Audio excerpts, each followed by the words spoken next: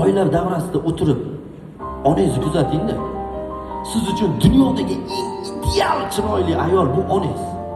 Va onangizni qarang, yillar o'tgandan keyin sochiga oq tushib, yuziga ajin tushib, yuzidan nur qochayotganini ko'rasiz.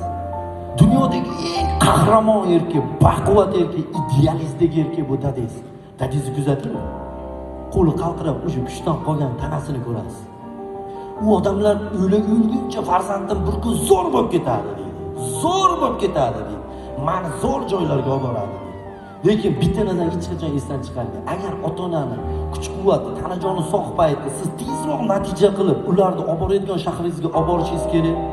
Kiydiradigan narsangizni kiydirish kerak, yediradigan narsangizni yedirishingiz kerak. Agar ularni yosh o'tgandan keyin siz oyoqqa tursangiz, uni bir tiginlik foydasi yo'q. Chunki chetga olib boraman desangiz, oyog'im og'riydi deydi, tizzam og'riydi, qo'y deydi. Kiyim olib bersangiz, men qaqayam kiyardim. Zo'r ovqatlarni olib bersangiz, yemayman, oshqozonim og'riydi.